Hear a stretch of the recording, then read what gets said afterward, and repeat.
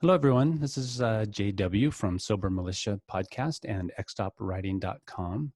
I'm joined today with a very special guest, Brianne Davis, who is Hi. producer, director, writer, actor, pretty much doing everything, including a podcast these days. You'd know her in TV shows like Six and Lucifer. I think you had a role in Jarhead as well. hmm Brianne, you want to go ahead and kind of introduce yourself?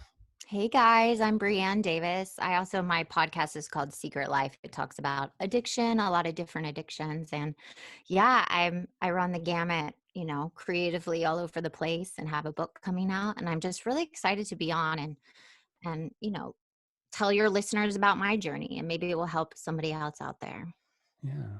Yeah. No, and one of the things I was drawn to with you is, most of the addiction stories and recovery stories that I tell here or we hear about here are alcohol based, some drug based. And yours is a very different story. And what I think is interesting is while you may have a very different and unique journey, hmm it's still very familiar to all of us.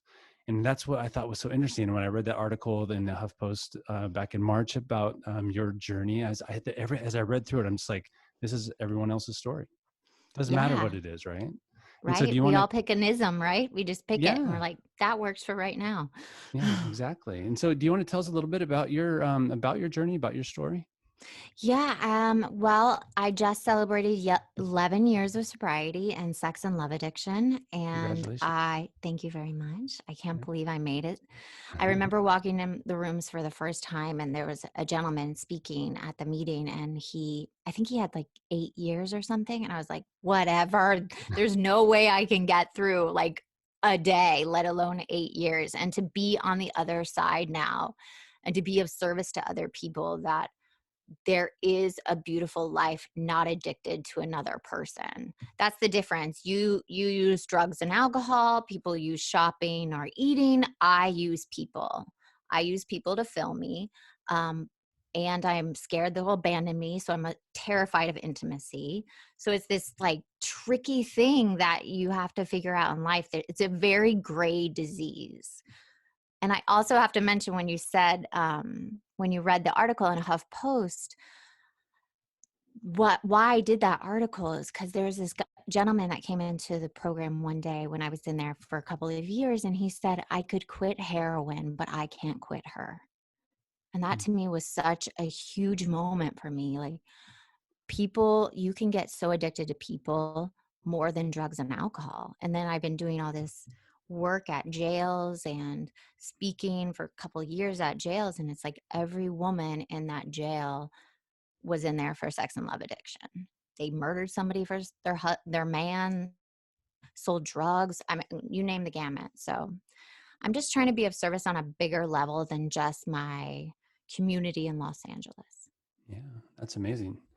And so you used a 12-step program to hmm kind of get you going in the right direction. What would you say would be the biggest takeaway you took during that time of going through your steps and all that? Was there ever a big, I talk about with alcoholism and in recovery and sobriety as the whys, those big whys. Did you have something like that that really kind of hit you in the face? It was just like, bam, this is it. This is the thing I need to fix. Well, first of all, the one thing I will say, I use 12-step program, sex and love addiction, and I also did therapy. So Okay. I just surrounded myself with getting better because I had this moment where I was like, am I going to be doing this the rest of my life? Am I going to be cheating? Am I always going to be intriguing? Am I always going to be flirting? Am I always going to be empty without somebody giving me attention or love? Um, so I just had this aha moment like, I can't do this anymore. Yeah. I can't blow up my life and then move on to somebody else and do the same thing to them and the same thing to them and on and on and on. So that really got me in the rooms. And what made me stay and go through the steps is, first of all, it's brutal. Like sex and love addiction. And I've said this before, you know how they say AA is the last house on the block you want to go to? Well, Yeah. they say slaw is like the shack in the back, like you never want to go to. Like it's I guess like the PhD because it deals with those core abandonment, fear of not being good enough, fear of not being loved, all that stuff. and it usually has to tie to childhood trauma. So when I started going through the steps, there was a lot of whys. There was a lot of revelations of why I was doing what I was doing. And a lot of it's in my book coming out, which I Yeah, have to say, of course. it's Secret Life of February a 12th. Hollywood. Yes, February Yep. 12th, Valentine's Day weekend. It's Yeah. called Secret Life of a Hollywood Sex and Love Addict. And it's it's based on my life. It's fiction. I made it fiction so no one could sue me or, like it was easier for me to write it Okay. in another character based Sure. on me. But I talk about in that the why. She has these 10 rules she lives by, and one of them is look back at the why Mm, and see what you have to walk through fire and let it burn.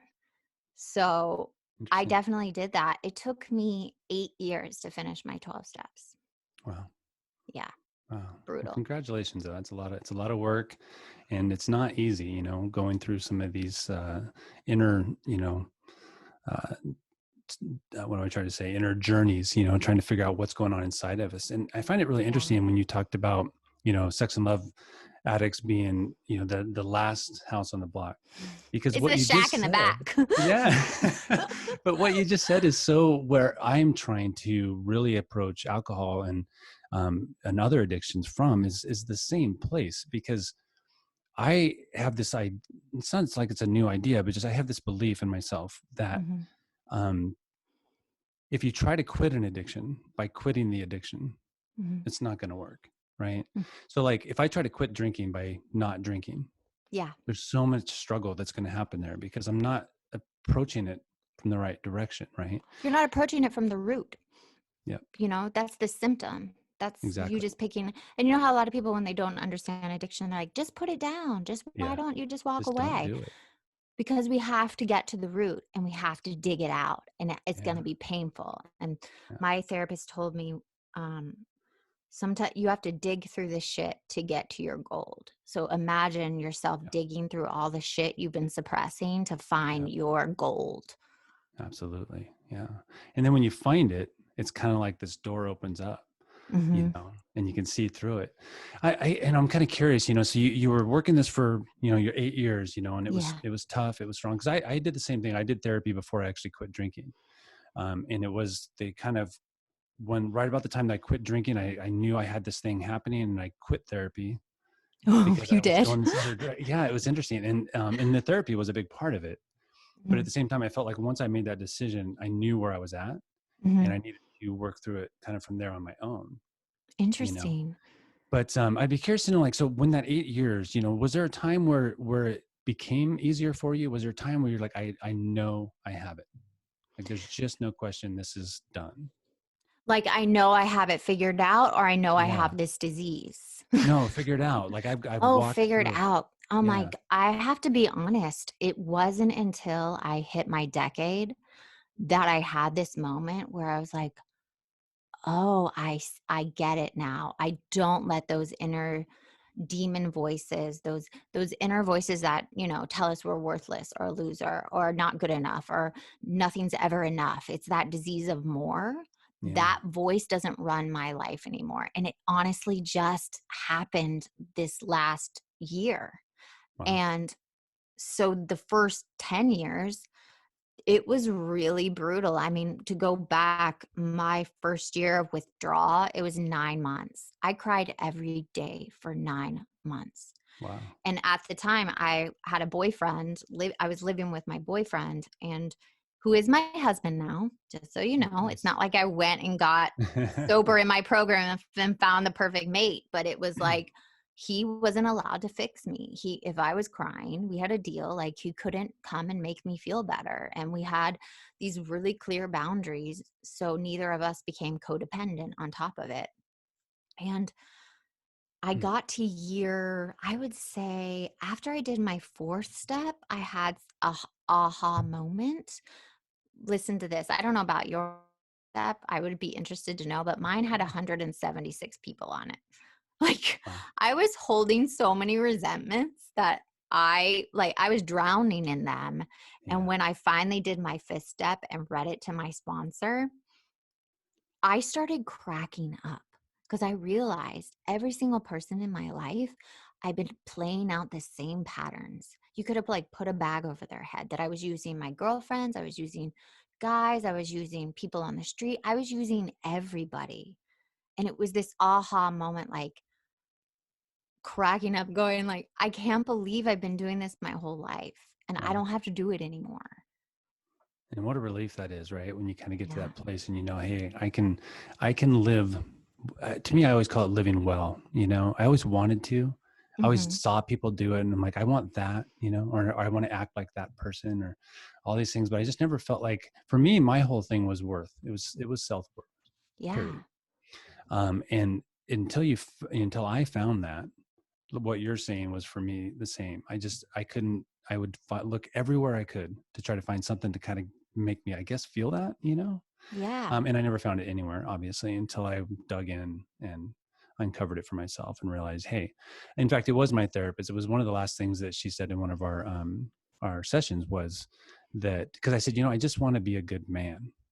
I remember saying that to her very specifically. And she goes, you already are a great man. You just have to give yourself permission to believe it. And that will Oh. probably stick with me for the rest of my life. I had a moment like that too, where I was like, I just don't want to be a bad person anymore. Cause I was just Yeah. felt like I was missing that gene to really care about somebody else. And my therapist looked at me and she was like, you're not a bad person. You've done bad things, but Yeah. that doesn't define who you are. Yeah. That's perfect. Yeah. I remember that actually was from a movie, 28 Days. Have you ever seen that? With Oh Sandra yeah, Bullock. I've seen that. Yeah. That Sandra exact line, Bullock. the exact line is in there. And that one stuck with me too. Cause you gotta, when you're going through this stuff, like you said, that guilt piece is so heavy. It's It's so that heavy. shame. It just weighs on Oh, you like a winter coat and you can't yeah. shake it. Yeah. And so I never did the steps. You kind of You leaned never towards done that. the step? No, Oh no, my God. mine was all, I started with therapy and I dug into, my therapist got me going into this core beliefs idea, like CBT, Hmm. cognitive behavioral therapy. And so Yeah, I yeah, started yeah. digging into that, and then I started writing, and that's pretty much what I've been doing since I Like quit. journaling.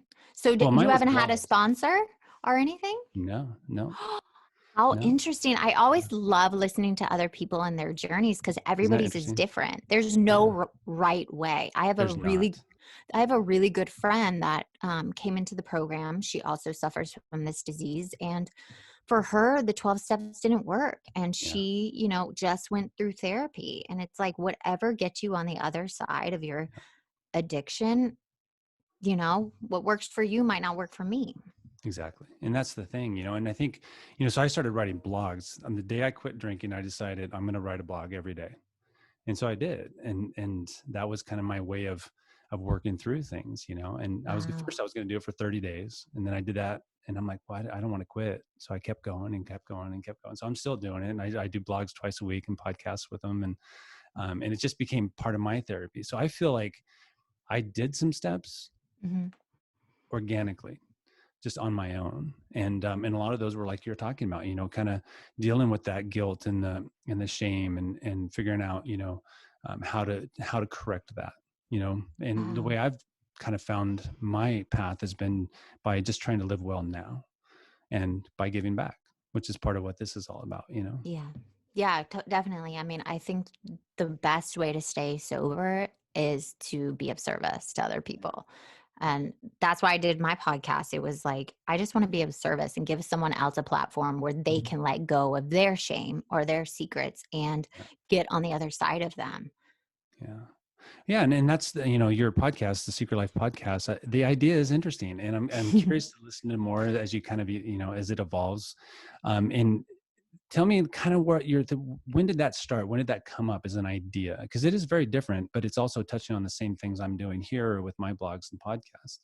Yeah, What it's very similar. It's similar in the sense that my husband and I, when March happened and the HuffPost article came out, yeah. I had this moment like the world was going to stop and be like, oh my God, she's a sex and love addict. Like I'm all that important, whatever, Yeah. and and nothing happened. And 3 days later, the world shut down with the pandemic. And it was just like God reminding me I'm just a worker among workers Yeah. and to humble myself even more, even though I was already humble.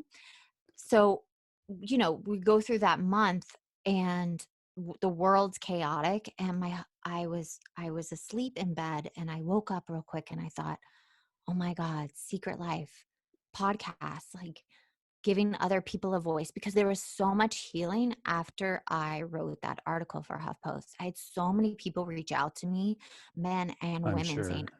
"I suffer from that. My wife suffers from that. My daughter's going through it." Every walk of life. And it just it filled me with so much gratitude that I wanted to share that with the world, to have that feeling that I have. So I opened it up to all types of secrets. I mean, we Yeah. have suicide attempts, fertility issues, emotional incest with a parent, also, molestation, rape, assaulted by an officer. I mean, every secret you can imagine, eating disorders, everything. And Yeah. then, shopping addiction. And then we have funny ones where it's like addicted to reality television, or stealing from Jeff Bezos at Whole Foods, and all these really funny ones. And I just wanted to give other people a voice to let go of their shame. So my husband and I just started recording. I just got a mic and I asked a couple friends, I'm like, "Can I just interview and see if I even like it?" And Yeah. it just snowballed. And right now, I mean, we've released 30 episodes. We were starting to release 2 a week, and then we went back to 1 because it was just a lot That's a going lot. on. Yeah. Yeah, and we have a toddler on top of it and Oh, wow. everything else. Yeah, so life's a little chaotic, but I mean, I have 100 and something uh, interviews already Wow. That's still. fantastic. Yeah, Yeah. I so think it will go really well because, people in any addiction or any behavior that is controlling our lives in a negative way, right? Anything yeah. that's a negative aspect of our lives, we have a tendency to want to hide it. And I was just talking to my partner about this when I was talking about this interview, is that the secret piece with me was always, because nicotine was a big one for me. In fact, that was probably harder than alcohol for me. Yeah, my husband says that too, because Yeah. he's been in A for 31, 32 years, and Okay. nicotine was hardest for It's him to tough. kick Yeah. also. But Yeah. I hid both of them. I was a closet nicotine person. I was a closet drinker. Like, people knew I drank, but nobody knew how much I drank. And I was very good at keeping that kind of under So, wraps. what was the pattern of your drinking? Did you like drink every day? I'm just Oh yeah. curious. No, no, yeah. I drank every day, and as much as I Mhm. could. But here's the thing, you talked about bottom in your article, right? And everybody has a Right. bottom. Everybody's bottom Yeah. is different. And I never had that crash and burn bottom where, I lost my job or my relationship. Well, I mean, I may have lost some relationships due to it, but nothing that was blaringly obviously, Yeah. alcohol related. But I always maintained my job. Was never homeless, never anything like that. But mine was just to the point where, my partner now, she's travels a lot, so she's gone, and I think that's what really amped it up for me. Is I was kind of given this free ticket. I'm home alone, Oh god, yeah. You're right? like, "Freedom!" And so I would just drink every night, and I would drink Mhm. until I basically passed out. It wasn't like passed out on the couch upside down, kind of passed out, but like I would drink till I just couldn't drink anymore. And then I'd fall asleep, get up at 5 a.m. and go to work. And I'd be hung over as hell every single day. But it got to the point where I didn't even know I was hungover anymore. Oh, You know, wow. I was so good at dealing with the hangover that I never really felt hangover, and so to me, it just became a thing where I was doing nothing. I was making it to my job. I was maintaining my relationship, and my partner was somewhat in a similar boat. I don't think she ever was drinking as much as me, but similar idea. Right. And it just took over my life. I was accomplishing nothing. And I just like, Right. man, I have so much more I know I can do, and I always wanted to write. I tried a long time ago. I gave it up. And that's why the blog idea came out. And that's why I'm doing this and why I have a book coming out now Yeah, you too. have a book coming out too. Yeah. Yeah. So my partner and I quit together. And so our story was kind of interesting because we both just were fed up and done. And we said, hey, let's just do this. We got to make a change. And so we quit at the same time. Well, she quit 2 weeks before me because I was still dealing with nicotine at the time that we were supposed to quit. And when the date came, I'm like, I can't do it yet. So I waited 2 weeks and then I gave up alcohol. But we did it together. So Yeah, and I have to say, if applause to you guys, because in my program, it's really hard to work a program or get sober with sex and love while you're in a partnership. I always tell Yeah. people if they're single, stay single. Like go through the steps, go through the pain, go through all that by yourself. Because getting sober with somebody else or, having a partnership, it's a lot. Did it Yeah. not bring up a lot for you guys? Like, did Well, you it's interesting lean because on each other or? we felt like, so I have this whole thing I'm pursuing right now in sobriety, and I call it easy sobriety. And it's something that doesn't sit well with a lot of people for obvious reasons. One of which you're talking about right now. It's very difficult and it's a struggle for a lot of people. Yeah. But what I found when I went through it, and I went through with my partner, was our experience has been quite easy. And it's something that I've been ever since I saw the difference, because I didn't know how hard it was for most people, because we did it kind of on our own. We didn't really have this preconceived notion of how much of a struggle quitting an addiction was. We just, Right. and then, so I'm going through it. Everything's going well. I'm doing my writing. Everything's going the way I want it to go. And then I decided to dig into the community. And the moment I did that, I was like, oh my God, this is not the norm, And I started seeing that. I'm like, okay, so why is this person having such an incredibly difficult time when I didn't? And Mm. ever since then, that's what I'm trying to figure out. What's the difference? Well, I'm just wondering. I mean, usually addicts, when they become sober, with a program, without a program, they can transfer it in other areas. Yeah. So is that happening for you? Are you transferring it? Because for my husband, like quitting drinking at 19 was really easy for him, but like Yeah. nicotine was really hard and other things have been harder for him. So I don't know. Sometimes when you just peel those layers, other things are revealed. Yeah. And so I just, sometimes it's easier, sometimes it's harder. Yeah. And but I think it comes down to a lot of that idea that we were talking about in the beginning, which is digging in and finding those reasons behind it all. Right. Yeah. I mean, And, that's that you have to. yeah, absolutely. It's a major thing. And for mine, I think they were all pretty similar. I had several addictions that I Mhm. was dealing with at the time, and I've kind of just ticked them off one at a time, and I'm getting to the point now where I'm like, God, I got nothing left, man. This is pretty cool. And I'm feeling really good about myself, and so it's interesting, but there is a difference, and it's something I want to pursue and continue to try to articulate how or why the differences might be there. Because like you said, it's different for everyone, right? There's no one Yes. way. There's no one way. Yeah. I just feel like you have to really use the tools you can use, and you also Yeah. have to really look at the why, and then you have to, for me, I don't know about you, but I have a God. I never believed in God before program. I wasn't an atheist, but I definitely was. If you talk to me about a God or a higher power, I would laugh at you. But for me, what has really kept me having serenity and peace and being a good partner and a good mother is that I turn everything over to something bigger than me. Yeah. Because before in my addiction, I was so selfish and self seeking, and it was Yeah. all about me. And I thought the world revolved around me. That now there's this amazing feeling when you're like, I had this moment, and I remember like I was so overwhelmed with something. I can't even remember what it was, and I was like, "God, you take it, you take it." And I just started screaming in my car, like, "You take it, you take it." And there was this beautiful moment of like at peace. And that's my goal in life, is to be at that peace. Yes, hard things happen in our life, but the center of my core, I'm at peace. Yeah. And that's the whole key right there, right? Is Yeah, finding that truth in ourselves. Yeah. yeah. And going back to your question with my partner, when we quit, we did lean Hmm. on each other, but it was interesting because it wasn't like a codependent kind of thing. Nothing like that was going on. But I remember we'd come home from work Hmm. and we'd sit at the table and just start talking. And then our thing really became this idea of looking at the society. I call it the society of alcohol, and Okay. how it's basically thrust down our throat in every turn, everywhere we go, in TVs, movies, literature, music, right? It's just constant. Oh, And so is sex and love. It's like, yeah, exactly. Well, that's true, yeah, right? Yeah, yeah. exactly. That's right. And, we just started paying attention. And it was that idea of like watching it, all that happen, and being like, Hmm. I want no part of that anymore.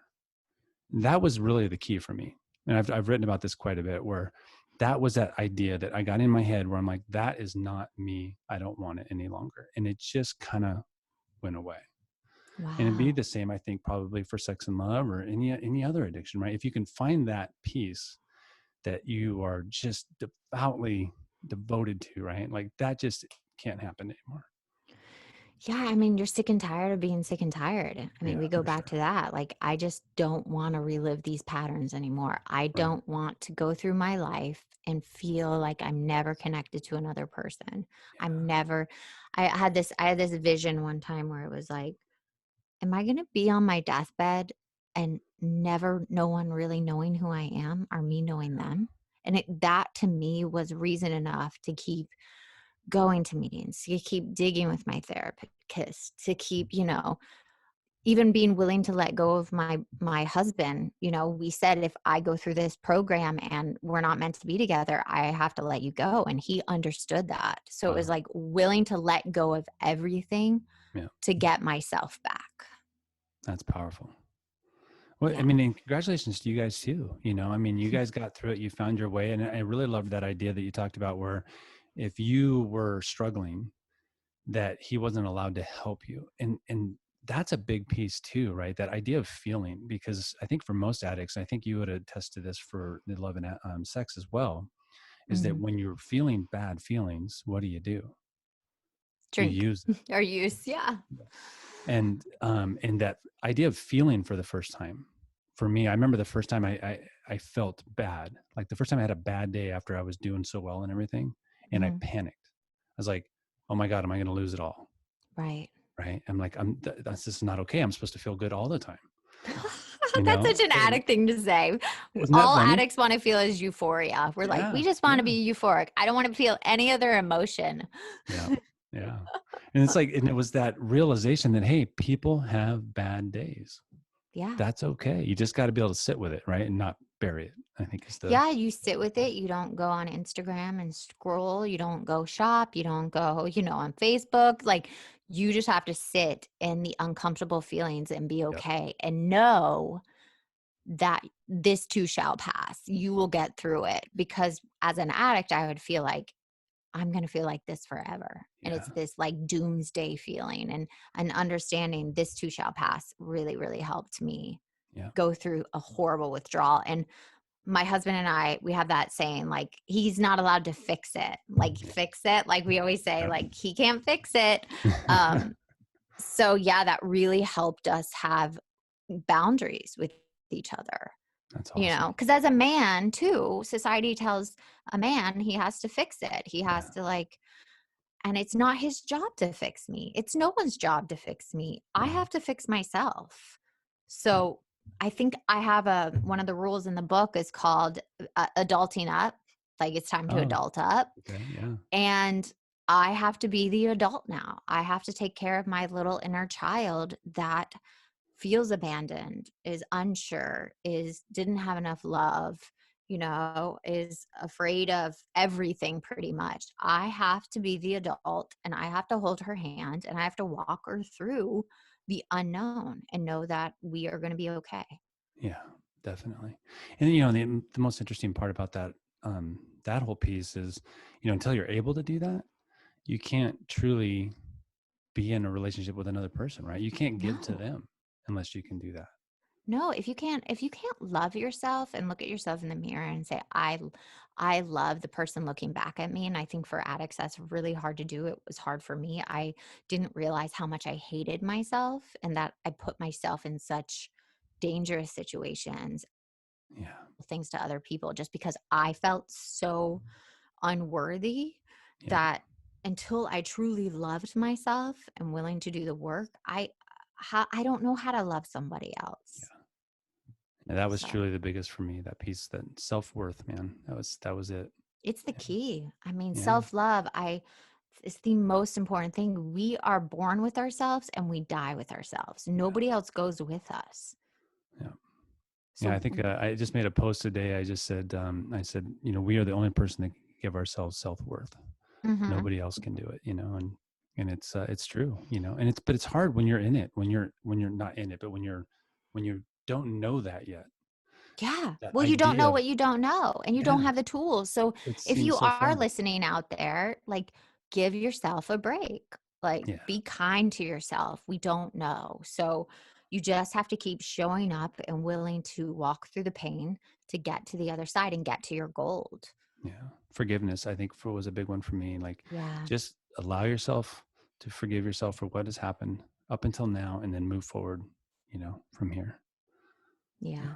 That's a Yeah. good fun step. The Yeah. forgiveness and amends step is like the worst step. I know you haven't done it, but it is not fun. I'm sure. Well, like I said, though, I think that, with the way I've approached it, I think I have done that a little bit on my own too, and just kind of working Yeah, through I'm all these sure you things have. from all the writing I've done, and the one thing that from your, and I know we kind of cut this off here, but I feel like I could talk to you all day about this stuff. Yeah, So thank you totally. for being here. But the one thing you brought up, and this is a big one for the alcohol community, is the idea of life being boring without it. And you said that in your article too, Mhm. about your secrets and lies that were attached to your love and sex addiction. How do you feel like that has changed since? Well, it's not life isn't boring because I wrote in the article, I said, life without intrigue or flirting or, the first kiss or falling in love. I'm so in love with falling in love, and society really pushes Yeah. that, Yeah. like that first love. In movies, romantic comedies, they never show people like picking up dog poop, paying the bills, like what real life looks like. And I Yeah. was not interested in real life. Like that Yeah. to me is not fun. And that's probably why I became an actress too, and especially Hollywood. Interesting. I Yeah. go on set and I make believe and I fall in love with the stranger and then I get to go home. Interesting. So, definitely my life in Hollywood, I definitely touch on that in the book, has added to my addiction.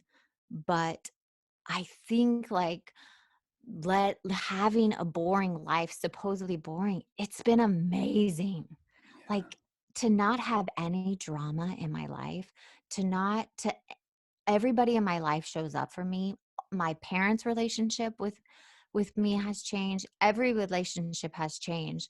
And to not have that flirting and intrigue that I was so addicted to, I thought I would miss it, but I don't.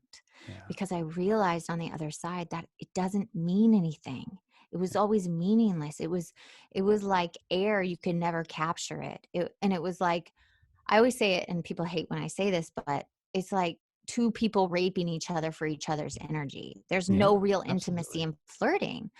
So when it finally, the withdrawal from letting it go, finding a new life to go on set and not flirt with my co-stars or whoever, it was such a freedom. It was such a freedom for myself that I hold my own energy now and don't give it away.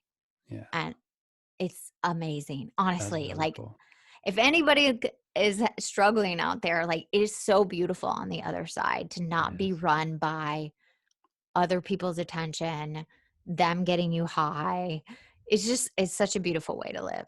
Yeah. And that was the other comment you made in that article too, that was really powerful, was the idea of using other people for your high. And, Yeah. and like you said, it's so interesting to me how they're so related, no matter what addiction you're a part of, but Mhm. yeah, I kind of call it being a slave to it. If that's what you need, to get through the day, when you can step on the other side of that and realize you don't need it to get through the day, and that day is actually better, and you remember the day, Yeah. and you have feelings about the day, and all those things are just so much more powerful, and it's hard to tell someone, until they start to feel that. Yeah, I mean, we can tell them till we're blue in the face, but until Yeah. you're ready to walk through it and get to the other side. I mean, I have a really good friend that um she struggles with this addiction and she had I think 8 years in AA and you know, the slaw took her down and Yeah. she lost her sobriety in Oh, AA no. and she's not doing well. And it's Yeah. like, until you're willing to let go of the things that hold you down and you depend on them, you're going to be enslaved to them. Yeah. And that's not a way to live. I want freedom. I say a lot. And when I share, I speak all over the world a lot. I do meetings all over the Oh, world. cool. And I say, if my husband left me today, I would be okay. I would Yeah. be sad, and Yeah. I would be heartbroken, but I would be okay. If my son left me, I would be crushed, but I would Yeah. be okay. And I couldn't say that 11 years ago. Yeah, I don't think any of us could, that really is a big part of it. And anytime something goes bad, we knew how to escape, but now Yeah. we don't have to escape. And that's the most beautiful part of this whole thing, right? Yeah. It's the Yeah. best part. It's the only part. I mean, we have one life, right? Don't you Yeah. want to experience it? Don't you want to be present? That's That's what I the was thing. tired of. And I do want to say this, like, I was tired of being with somebody and not being present with them because I Yeah. was in fantasy about the future. I was Yeah. thinking about the past or somebody else. And I realized I was never present for anything in my entire life. Yeah. And there's so many years that we threw away doing that too, huh? Yeah. Yeah. It's Not tough. And anymore. that's part of that forgiveness piece, right? You can't concentrate on it. It happened, it, but you just got to leave it over there and just make the best out of everything moving forward. Yeah, I have to say, I don't feel shame anymore. I No. think that's why I wrote the book. I mean, my husband really pressured me in writing the book, I'll say, because I'm dyslexic. I'm not a writer, I'm an Wow. actor. Like, I don't Okay. write. And he really kept being like, you should write, you should write. And I was like, God, get off my back. And I wrote it in 45 days. I mean, the Wow. first draft, I had to edit Yeah. it a lot, Of but course. Yeah. yeah, it was That's really wonderful. after I wrote the book, it was like all the shame, all the like little teeny things that we kind of keep hidden or we just don't mention, Yeah. all that stuff came out. And it's just like, it's not me anymore. That was my journey, but it's not me. Yeah. You did what I did. You wrote it out. That's Yeah. really cool. I love it. That's really cool. I can't wait to read your book. I'll look forward to the 12th when it comes out. Thank And you. I'll look forward to hearing more of your podcast too, the Secret Life podcast. That's going to be kind of interesting and fun to watch grow. So Yeah. congratulations with all of that you're doing.